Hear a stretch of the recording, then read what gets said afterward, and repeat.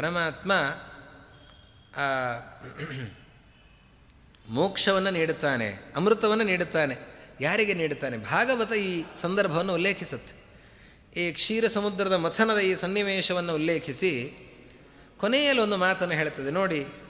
ದೇವತೆಗಳು ದೈತ್ಯರು ಅಲ್ಲಿ ಸೇರಿ ಕ್ಷೀರ ಸಮುದ್ರದ ಮಥನವನ್ನು ಮಾಡಿದರು. ಇಲ್ಲಿ ಅನೇಕರಿಗೆ ಜಿಜ್ಞಾಸೆ ಬರುತ್ತದೆ. ಕೆಲವು ಸಂದರ್ಭಗಳಲ್ಲಿ ಫಲದಲ್ಲಿ ವ್ಯತ್ಯಾಸ ಆಗುತ್ತೆ. ಕೆಲವರಿಗೆ ಒಳ್ಳೆಯ ಫಲ, ಕೆಲವರಿಗೆ ಕೆಟ್ಟ ಫಲ. ಇದಕ್ಕೇನು ಕಾರಣ? ಪರೀಕ್ಷೆಯನ್ನು ನಾನು ಬರೆದಿದ್ದೇನೆ, ಅವನು ಬರೆದಿದ್ದಾನೆ, ಅವನಿಗೆ ಹೆಚ್ಚಿನ ಅಂಕಗಳು, ನನಗೆ ಕಡಿಮೆ ಅಂಕಗಳು. ಯಾಕೆ? ಇಲ್ಲ, ಬರೆದದ್ದು ಅವನು ಜಾಸ್ತಿ, ನೀನು ಕಡಿಮೆ. ಇಲ್ಲ, ಸಮಾನವಾಗಿ ಬರೆದಿದ್ದೇನೆ. ಅಕ್ಷರದ ಸೌಂದರ್ಯದಲ್ಲಿ ವ್ಯತ್ಯಾಸ ಇರಬಹುದು. ಹೀಗೆ ಅನೇಕ ಕಾರಣಗಳನ್ನು ನಾವು ನೋಡುತ್ತೇವೆ ತಾನೆ. ಹಾಗೆ ಯಾವುದೋ ಒಂದು ಸನ್ನಿವೇಶದಲ್ಲಿ ಒಬ್ಬನಿಗೆ ಕೆಟ್ಟದ್ದು, ಒಬ್ಬನಿಗೆ ಒಳ್ಳೆಯದಾಗ್ತಾ ಇದ್ದರೆ ಅದಕ್ಕೇನು ಕಾರಣ? ಕಾಲ ಕಾರಣ ಆಗಿರಬಹುದು, ಹುಟ್ಟಿದ ಕಾಲ ಕಾರಣ ಆಗಿರಬಹುದು. ಅದೇ ರೀತಿಯಲ್ಲಿ ಕೆಲವೊಮ್ಮೆ ಸ್ಥಳ ಕಾರಣ ಆಗಿರಬಹುದು.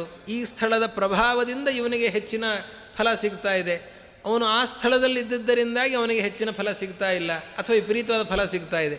ಕೆಲವೊಮ್ಮೆ ಸ್ಥಳದ ಪ್ರಭಾವ, ಕೆಲವೊಮ್ಮೆ ಕಾಲದ ಪ್ರಭಾವ, ಈ ರೀತಿಯಲ್ಲಿ ಕರ್ಮದ ಪ್ರಭಾವ, ಈ ರೀತಿಯಲ್ಲಿ ವ್ಯತ್ಯಾಸಗಳಿರ್ತದೆ. ಈ ವ್ಯತ್ಯಾಸಗಳಿಂದಾಗಿ ಫಲದಲ್ಲಿ ವ್ಯತ್ಯಾಸ ಇರ್ತದೆ. ಆದರೆ ನೋಡಿ, ಇಲ್ಲಿ ಕಾಲ, ದೇಶ, ಕರ್ಮ ಯಾವ ವ್ಯತ್ಯಾಸವೂ ಕೂಡ ಇಲ್ಲ. ದೇವತೆಗಳು ದೈತ್ಯರು ಇಬ್ಬರೂ ಸೇರಿದ್ದಾರೆ. ಇಬ್ಬರೂ ಸೇರಿ ಮಥನವನ್ನು ಮಾಡಿತ್ತು. ಒಂದೇ ಸ್ಥಳದಲ್ಲಿ ಸೇರಿದ್ದಾರೆ, ಒಂದೇ ಕಾಲದಲ್ಲಿ ಸೇರಿದ್ದಾರೆ, ಒಂದೇ ಕೆಲಸವನ್ನು ಮಾಡ್ತಾ ಇದ್ದಾರೆ. ಇಬ್ಬರೂ ಕೂಡ ಸಮುದ್ರ ಮಥನವನ್ನೇ ಮಾಡಿತ್ತು. ಆದರೆ ದೇವತೆಗಳಿಗೆ ಅಮೃತ ಸಿಕ್ತು, ದೈತ್ಯರಿಗೆ ಅಮೃತ ಸಿಗಲಿಲ್ಲ. ಯಾಕೆ ಸಿಗಲಿಲ್ಲ? ಕೊಡಬೇಕಾಗಿತ್ತು. ದೇವತೆಗಳು ಕೊಟ್ಟಂತೆ ಅಮೃತವನ್ನು ದೈತ್ಯರಿಗೂ ಕೂಡ ಪರಮಾತ್ಮ ಕೊಡೋದಿಲ್ಲ. ಯಾಕೆ ಕೊಡೋದಿಲ್ಲ? ಭಾಗವತ ಹೇಳುತ್ತೆ, ದೇವತೆಗಳಿಗೆ ಅಮೃತವನ್ನು ಯಾಕೆ ಉಣಿಸಿದ ಅಂದರೆ ದೈತ್ಯರಿಗಿಂತ ಒಂದು ಹೆಚ್ಚುಗಾರಿಕೆ ದೇವತೆಗಳಲ್ಲಿ ಇದೆ. ಏನಿದೆ? ದೇಶ, ಕಾಲ, ಕರ್ಮ ಎಲ್ಲವೂ ಸಮಾನವಾಗಿರುವ ಹೆಚ್ಚುಗಾರಿಕೆ ಏನು ಅಂದರೆ ಭಕ್ತಿ ಅವರಲ್ಲಿ ಇದೆ. ಅವರಿಗೆ ಪರಮಾತ್ಮನಲ್ಲಿ ಭಕ್ತಿ ಇದೆ. ಭಕ್ತಿ ಇರೋದರಿಂದಾಗಿ ಪರಮಾತ್ಮ ಅವರಿಗೆ ಅಮೃತವನ್ನು ಉಣಿಸಿದ. ಅವರಲ್ಲೇನಿದೆ? ದೈತ್ಯರಲ್ಲೇನಿದೆ? ದ್ವೇಷ ಇದೆ. ನೋಡಿ, ದ್ವೇಷಿಗಳಾದ ದೈತ್ಯರಿಗೆ ಅವರಿಗೆ ಅಮೃತವನ್ನು ನೀಡಿದರೆ ಏನಾಗತ್ತೆ? ಅನರ್ಥ ಆಗತ್ತೆ, ಅನರ್ಥ ಆಗತ್ತೆ. ಅವರು ಅದರಿಂದ ಅಜರಾಮರರಾಗ್ತಾರೆ. ಇವತ್ತು ಅದೇ ಆಗ್ತಾ ಇರೋದಲ್ವಾ? ಉಗ್ರಗಾಮಿಗಳಿಗೂ ಕೂಡ ತಂತ್ರಜ್ಞಾನ ಸಿಕ್ತು ಅಂತಾದರೆ ಏನು ಮಾಡ್ತಾರೆ ಅವರು? ಅವರು ಕೆಟ್ಟ ಕೆಲಸಗಳನ್ನೇ ಮಾಡ್ತಾರೆ. ತಂತ್ರಜ್ಞಾನ ಅದು ಒಳ್ಳೆಯದಕ್ಕೆ. ಅಂತಹ ಒಳ್ಳೆಯ ತಂತ್ರಜ್ಞಾನ ಅದು ಅಯೋಗ್ಯರಿಗೆ ಸಿಕ್ತು ಅಂತಾದರೆ ಅವರು ಲೋಕಹಂತಕವಾದಂತಹ ಕೆಲಸವನ್ನು, ಲೋಕಕಂಟಕವಾದ ಕೆಲಸವನ್ನು ಮಾಡುತ್ತಾರೆ, ಎಷ್ಟು ಹಾನಿಯನ್ನು ಮಾಡುತ್ತಾರೆ. ಆದ್ದರಿಂದ ಅಯೋಗ್ಯರಾದವರಿಗಿಂತಹ ಒಳ್ಳೆಯ ವಿದ್ಯೆ ಸಿಗಬಾರದು. ಅದು ಸಿಕ್ತು ಅಂದರೆ ಅನರ್ಥ ಆಗತ್ತೆ. ಇಂತಹ ಅಮೃತ, ಈ ಅಮೃತ ಎಂಥದ್ದು? ಅಮೃತ ಪ್ರಾಶನ ಮಾಡಿದರೆ ಮುದಿತನ ಇಲ್ಲ, ಮೈ ಸುಕ್ಕುಗಟ್ಟೋದಿಲ್ಲ, ತಲೆ ಕೂದಲು ಬಿಳಿಯಾಗೋದಿಲ್ಲ, ಅವನಿಗೆ ಮರಣವೇ ಬರಲ್ಲ. ದೈತ್ಯರು ಮೊದಲೇ ಅವರು ಹಾರಾಡ್ತಾ ಇರೋದು ಜಾಸ್ತಿ, ಮಾಡಬಾರದ ಅನ್ಯಾಯಗಳನ್ನು ಮಾಡ್ತಾ ಇರೋದು ಜಾಸ್ತಿ. ಅಂಥವ್ರಿಗೆ ಅಮೃತ ಸಿಕ್ಕರೆ ಅವರು ಎಷ್ಟು ಅನ್ಯಾಯಗಳನ್ನು ಮಾಡುತ್ತಾರೆ, ಎಷ್ಟು ಲೋಕಹಂತಕವಾದಂತಹ ಕೆಲಸಗಳನ್ನು ಮಾಡುತ್ತಾರೆ. ಆದ್ದರಿಂದ ಅಂತಹ ಅಯೋಗ್ಯರಾದವರಿಗೆ ಅಮೃತ ಸಿಗಬಾರದು ಅಂತ ಉದ್ದೇಶಪೂರ್ವಕವಾಗಿ ಪರಮಾತ್ಮ ಸಜ್ಜನರಿಗೆ ಮಾತ್ರ ಅಮೃತವನ್ನು ನೀಡಿದ್ದಾನೆ ಹೊರತು ಅಯೋಗ್ಯರಿಗೆ ಅಲ್ಲ. ಅನೇಕರಿಗೆ ಜಿಜ್ಞಾಸೆ ಬರ್ತದೆ, ಪ್ರಶ್ನೆ ಬರ್ತದೆ, ಅವರು ಸೇರಿದ್ದಾರೆ, ಇವರು ಸೇರಿದ್ದಾರೆ, ಅನ್ಯಾಯ ಮಾಡಬಾರದು, ಎಲ್ಲರೂ ಕೂಡ ಒಂದೇ ರೀತಿ ಮಾಡಬೇಕು. ಇದು ಅನ್ಯಾಯ. ಎಲ್ಲರಿಗೂ ಒಂದೇ ರೀತಿ ಕೊಡೋದು ಅನ್ಯಾಯವೇ ಹೊರತು ದೇವತೆಗಳಿಗೆ ಕೊಟ್ಟು ದೈತ್ಯರಿಗೆ ಕೊಡದೇ ಇರೋದು ಅನ್ಯಾಯ ಅಲ್ಲ. ಆವಾಗಲೇ ಲೋಕಕ್ಕೆ ನ್ಯಾಯ ಒದಗಿಸಿದಂತೆ. ಒಂದು ವೇಳೆ ದೈತ್ಯರಿಗೂ ಕೂಡ ಅವರು ಬಂದಿದ್ದಾರೆ, ಅವರು ಕೆಲಸವನ್ನು ಮಾಡಿದ್ದಾರೆ, ಅವರಿಗೂ ಕೂಡ ಅಮೃತವನ್ನು ಕೊಡೋಣ ಅಂತ ಕೊಟ್ಟುಬಿಟ್ರೆ ಆವಾಗ ಲೋಕಕ್ಕೆ ಅನ್ಯಾಯ ಮಾಡಿದಂತೆ. ಅಂತಹ ಅಯೋಗ್ಯರಿಗೆ ಅಮೃತ ಉಣಿಸಿದ್ದಕ್ಕೆ ಇಷ್ಟೆಲ್ಲ ಅನರ್ಥ ಆಯಿತು ಅಂತಾಗತ್ತೆ. ಅದಕ್ಕೆ ಪರಮಾತ್ಮ ಏನು ಮಾಡುತ್ತಾನೆ? ಯಾವ ದೈತ್ಯರಿಗೂ ಕೂಡ ಅಮೃತ ಸಿಗಬಾರದು. ಅವನು ರಾಹು ಪಾನವನ್ನು ಮಾಡ್ತಾನೆ, ರಾಹು ಮಧ್ಯದಲ್ಲಿ ಬಂದು ಕೊಡ್ತಾನೆ. ದೇವರಿಗೆ ಗೊತ್ತಿಲ್ವಾ ಇವನು ರಾಹು ಅಂತ? ಮೋಹಿನಿ ಬಡಿಸ್ತಾ ಇರುವಾಗ ಏನೋ ಅಕಸ್ಮಾತ್ತಾಗಿ ಕೈ ಬಿದ್ದು ಹೋಯಿತು, ಹಾಗಾಗತ್ತಾ? ಅಕಸ್ಮಾತ್ತಾಗಿ ಆಗಲಿಕ್ಕೆ ನಮ್ಮ ಥರನ? ಪರಮಾತ್ಮ ತಾನೆ, ಅವನು ಸರ್ವಜ್ಞ ತಾನೆ, ಅವನಿಗೆ ಗೊತ್ತಿಲ್ಲ ಅಂತಿದೆಯಾ? ಮತ್ತು ಯಾಕೆ ಕೊಟ್ಟ?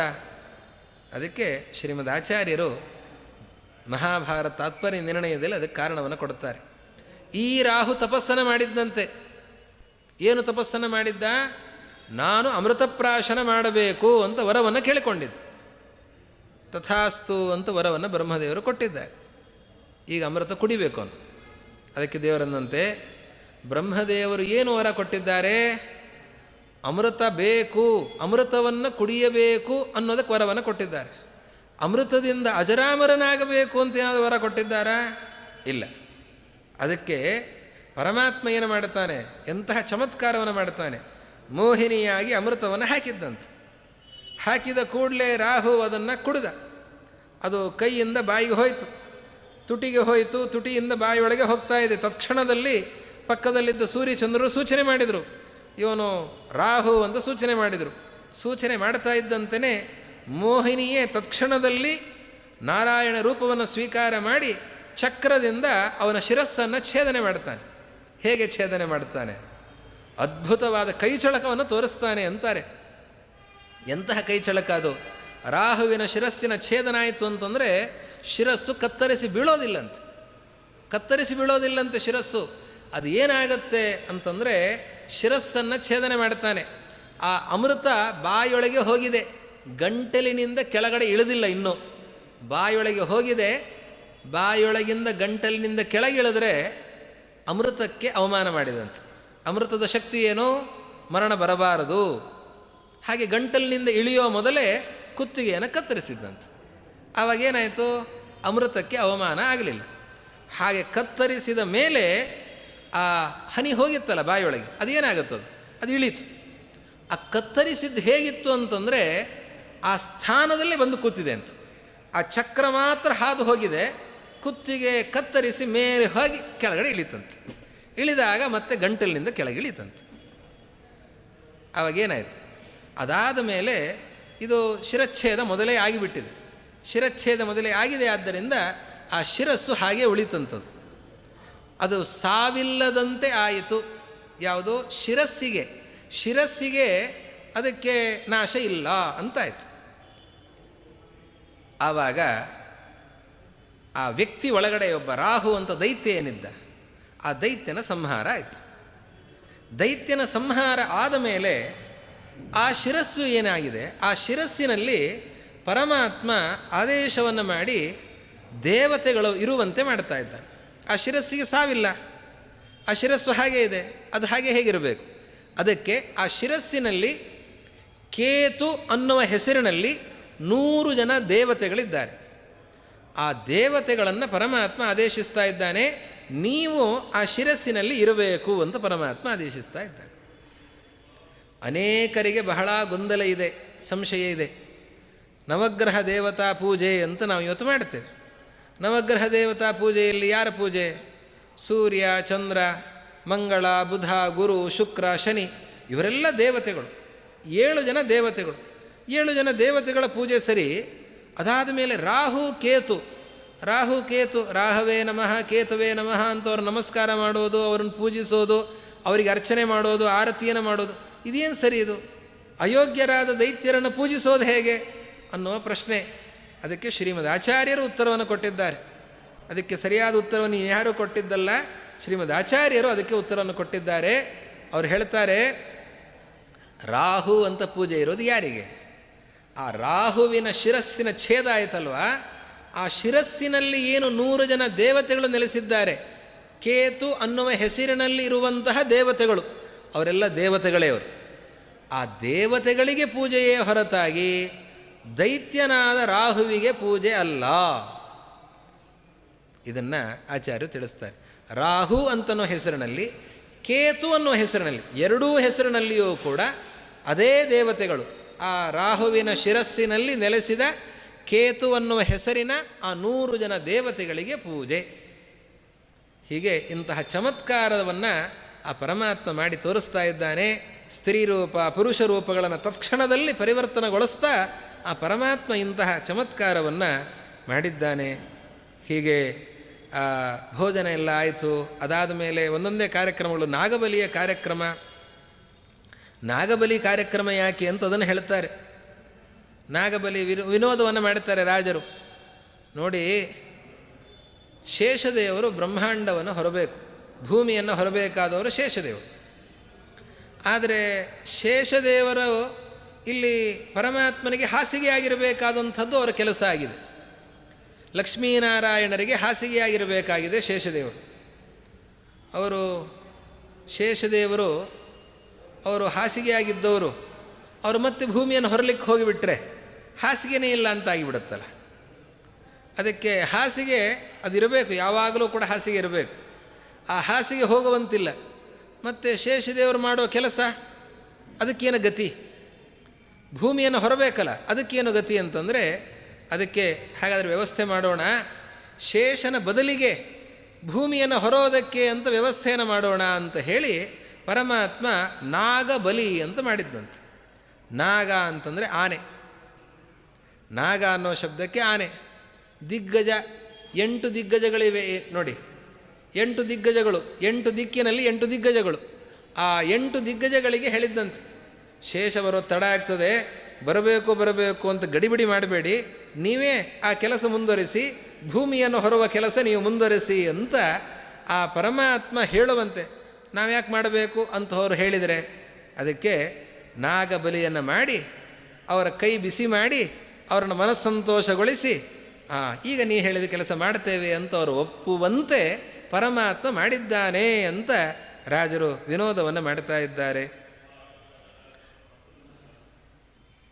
ಇದಾದ ಮೇಲೆ ಬಂದವರಿಗೆಲ್ಲ ಸಮುದ್ರ ರಾಜ ಹೆಣ್ಣಿನ ಕಡೆಯಿಂದ ಉಡುಗೊರೆ, ಸಮುದ್ರ ರಾಜ ತಾನು ಉಡುಗೊರೆಗಳನ್ನು ನೀಡುತ್ತಾ ಇದ್ದಾನೆ. ಚತುರ್ಮುಖ ಬ್ರಹ್ಮದೇವರಿಗೆ ಒಂದು ನವರತ್ನದ ಮಾಲೆಯನ್ನು ಕೊಟ್ಟನಂತೆ. ಅದೇನು ದೊಡ್ಡದು ನವರತ್ನದ ಮಾಲೆ, ನಾನೂ ಹಾಕ್ಕೊಂಡಿದ್ದೇನೆ ಅಂತ ಯಾರೋ ಅನ್ಬಹುದು. ಅದಕ್ಕಂತಾರೆ, ಎಂತಹ ನವರತ್ನದ ಮಾಲೆ ಅದು? ಆ ನವರತ್ನದ ಮಾಲೆಯನ್ನು ಹಾಕಿಕೊಂಡವರಿಗೆ ಹಸಿವೇನೇ ಆಗಲ್ಲಂತ, ಅಂತಹ ನವರತ್ನದ ಮಾಲೆ ಅಂತ. ಕ್ಷುಧೆಯ ಕಳೆವ ನವರತ್ನದ ಮಾಲೆಯ ಮುದದಿಂದ ವಾರಿಸಿ ವಿಧಿಗಿತ್ತ ಚತುರ್ಮುಖ ಬ್ರಹ್ಮದೇವರಿಗೆ ಇಂತಹ ಹಾರವನ್ನು ನೀಡುತ್ತಾ ಇದ್ದಾರೆ.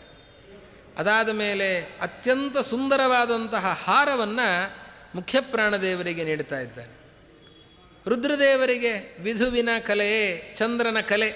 ರುದ್ರದೇವರ ಶಿರಸ್ಸಿನಲ್ಲಿ ಚಂದ್ರಚೂಡ ಅಂತ ನಾವು ರುದ್ರದೇವರನ್ನು ಕರೀತಾ ಇದ್ದೇವೆ. ಆ ಚಂದ್ರನ ಕಲೆಯನ್ನು ರುದ್ರದೇವರಿಗೆ ನೀಡುತ್ತಾ ಇದ್ದಾನೆ. ಇನ್ನು ಇಂದ್ರ ಮೊದಲಾದಂತಹ ದಿಕ್ಪಾಲಕರಿಗೆ ಅವರಿಗೆ ಸೊಕ್ಕಿದ ಗಜಂಗಳ, ಚೌದಂತ ಗಜಂಗಳ, ಚೌದಂತ ಆನೆಗಳನ್ನು ಕೊಡ್ತಾರೆ. ಎಂತಹ ಆನೆಗಳು? ಚೌದಂತ ಅಂತ, 4 ದಂತ ಇರುವಂತಹ ಆನೆಗಳು.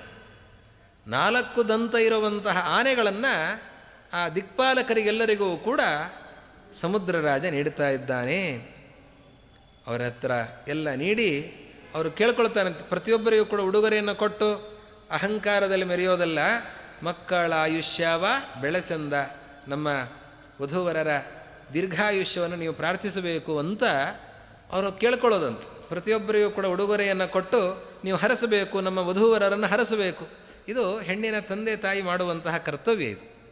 ಹಾಗೆ ಬಂದಂತಹ ಸಜ್ಜನರಲ್ಲಿ, ಹಿರಿಯರಲ್ಲಿ, ಬಂಧುಗಳಲ್ಲಿ, ವಿಪ್ರರಲ್ಲಿ ಕೇಳಿಕೊಳ್ಳಬೇಕು, ನೀವು ಆಶೀರ್ವಾದವನ್ನು ಮಾಡಬೇಕು, ನಮ್ಮ ವಧೂವರರಿಗೆ ಮಂಗಳಾಗಲಿ ಅಂತ ನೀವು ಅನುಗ್ರಹವನ್ನು ಮಾಡಬೇಕು ಅಂತ ಕೇಳಿಕೊಳ್ಳಬೇಕು. ಆ ರೀತಿಯಲ್ಲಿ ಸಮುದ್ರ ರಾಜ ಕೇಳಿದ್ದಾನೆ.